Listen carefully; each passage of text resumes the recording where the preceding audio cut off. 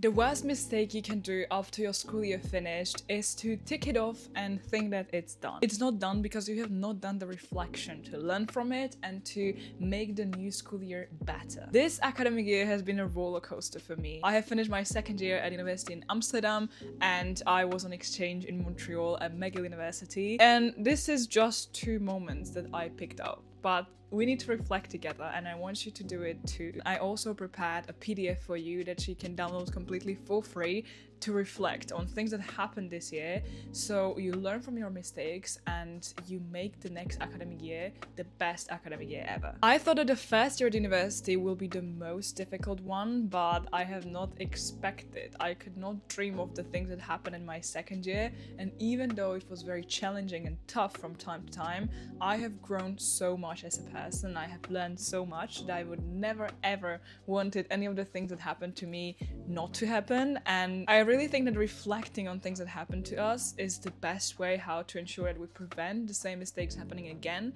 and we learn from our experiences and become better people. I do not want you to watch this video and do nothing. I really want you to take action. So that means that you open the description box and you download the PDF. We'll unpack why it is important and why you need to reflect. And this doesn't have to be just for the academic year. This can be for any area of life that you want to improve. Just look at your past and learn from it. I've already done this reflection for myself, so I don't want to bother you with my personal reflection, but I want to share with you some lessons I learned and then mention some key moments that shaped my year and that can be an inspiration for you. These takeaways are something I want to take with me to the next academic year, to my final bachelor year, and I want to make it the best year, and I also want your year to be the best. It doesn't matter if it's your first year or your last year, any year can be the best, so let's learn together. My first takeaway and lesson I learned this second year is that uni life and life in general is much nicer and easier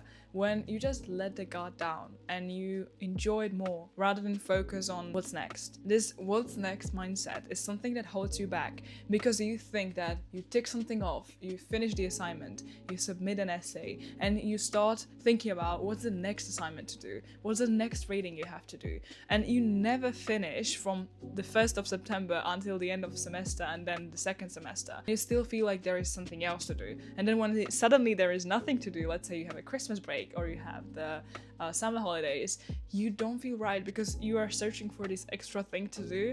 And this is something that I decided to let go this second year, especially during my semester abroad. Like abroad because I'm already studying abroad in Amsterdam. Just for a little context, I'm from Slovakia, I'm studying in Amsterdam, and I went on exchange to Montreal, and there I learned that when I just let my guard down and I just let things happen, amazing things happen. And this doesn't mean that I encourage you not to plan. Of course we need to plan and we need to know what we want to do and to have this guidelines and plans and to-do lists. I'm a big fan of it. I do it. I love it. But I also want you to enjoy the life more and not get too focused on specific aspects of uni life. Let's say doing well academically, or focusing on making money on the side, or being too focused on making friends and sticking with specific people, being in certain friendships groups. This will not make you happy. What will make you happy is if you let the life happen as it is and you let the uni experience be a well-rounded experience, which means you don't focus on just specific aspects of it, but you enjoy it all as one whole package that comes with nicer things, less nice things, moments that make you cry, make you feel sad, moments that will make you happy. It's all one experience, and that's how we learn, that we go through it, that we do not just pick that I want this, I want that, but we just enjoy the journey as it is. The second takeaway, and this is my favorite one, and I always get so excited and empowered when I say this lesson to myself, is that life is too short to wait for other people. This is something that I learned during my exchange in Montreal when I decided to travel solo during our week off.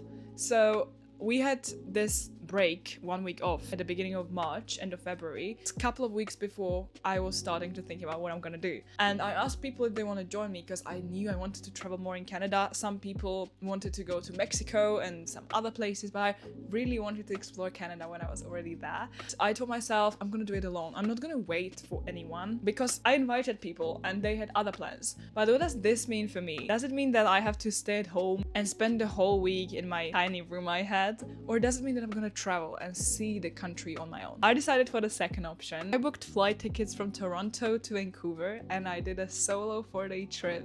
And it was amazing, and I have to smile because it was amazing. Like, I can't really describe how empowering that was to travel on your own. I have been traveling alone, but it was more like a flight than a whole trip on my own. So what I did, I went by bus from Montreal to Toronto for a weekend.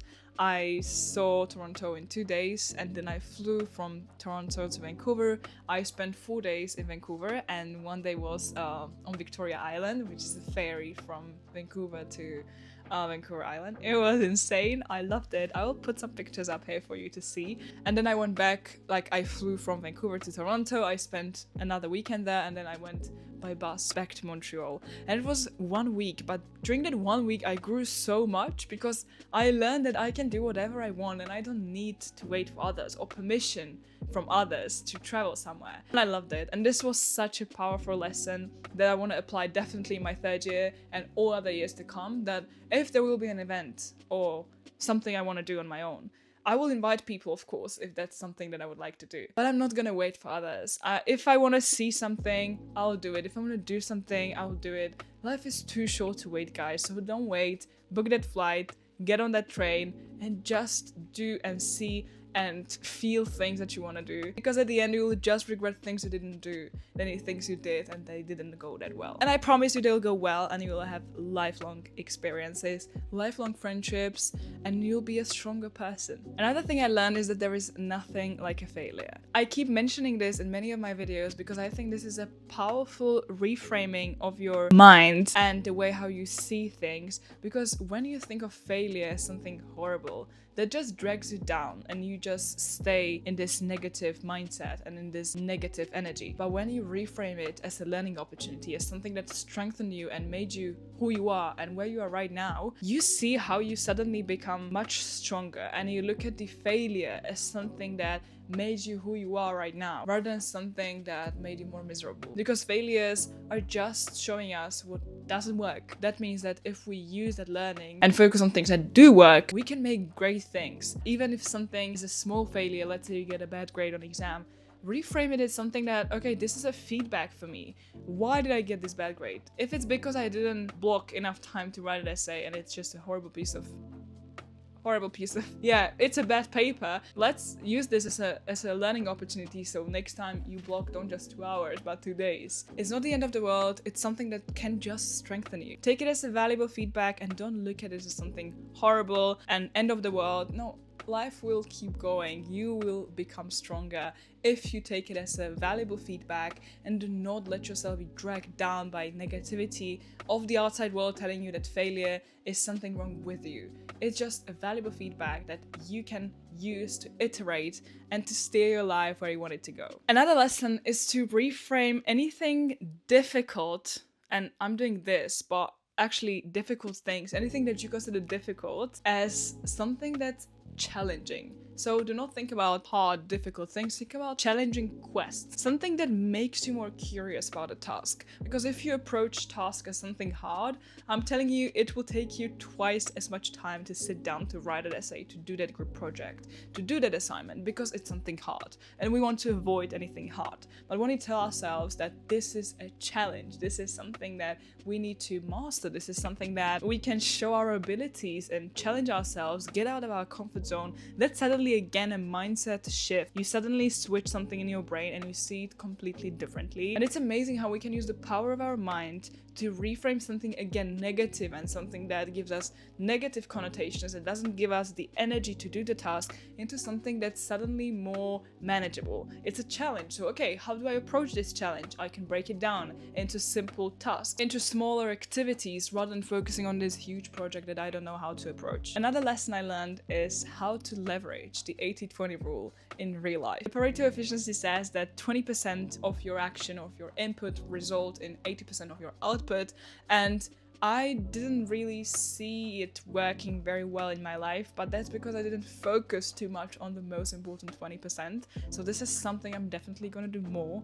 And that means identifying before every assignment, before any essay, before anything, what those 20% really are. And this also goes for revision for your exams or for doing anything. What's those 20% that bring me the 80% result? When I was in Canada, I kind of messed up deadlines for one of my assignments. It was my last assignment for the sustainable development class. We were supposed to write a policy brief, and I thought I had 3 more days, but I had 24 hours, so it was a bit stressful, but I didn't have any other opportunity to make up the grade or anything. What I could do is either give up on the assignment and just not hand it in, or I decided for the better option is to identify what's those 20% I need to do right now to write a decent policy brief. And I ended up writing the policy brief in under those 24 hours, and I received really good grade. This was again such a great moment when I realized that I do not need to hustle and work too hard to get a good grade in an assignment, but the key is to find what those 20% are that get you those 80%, and then you can iterate. So this means that if you really want a good grade, let's say that the assignment weights more, which means that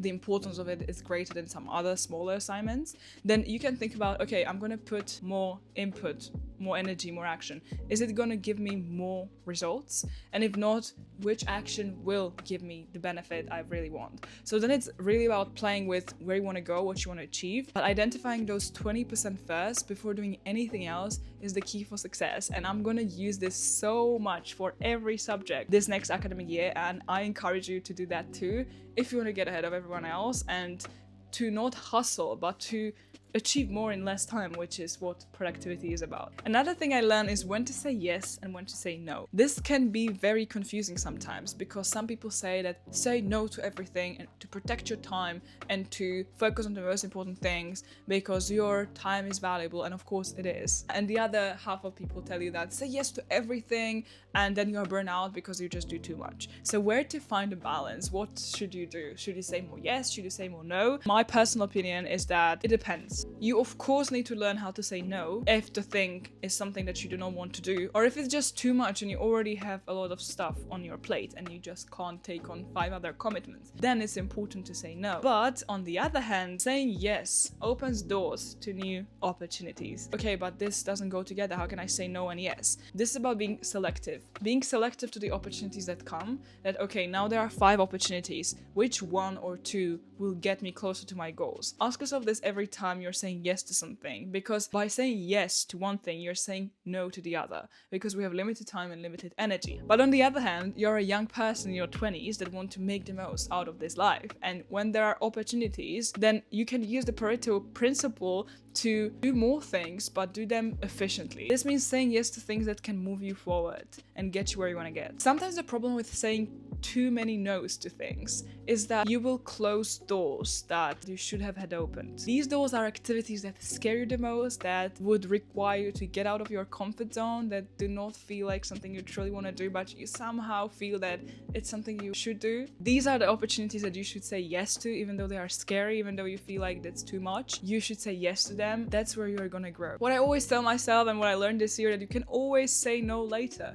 If it's not something that's committing you to do something for a longer period of time, but it's a one-time event or something shorter, you can always say no and then you can change your mind. This doesn't mean to be irresponsible and to saying yes to everything even though you will not have the capacity to do it. This just means that saying yes is not irreversible. I prefer personally saying more yes than no, because that means that I get more chances and more opportunities to grow rather than closing the doors and protecting my time and this is just what I want to do. It's important to strike the balance, and balance is something that we need to learn as we do things. So this is not something that we learn passively from watching videos, but from reflecting on the questions that are in the description for you. When you say yes to new things, to things that scare you, the things that allow you to get out of your comfort zone, you'll open new worlds for yourself, and that's so exciting, and you should do it in the upcoming year as much as possible. I really hope you enjoyed this video. I did a reflection of my first year at university last year. It feels like ages, but I think there can be some valuable advice for you. I've been at a different stage in my life. Now I'm at a different stage, and if I reflect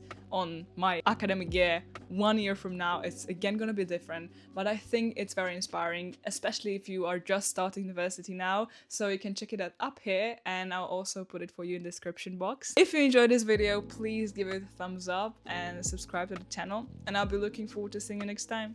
Bye!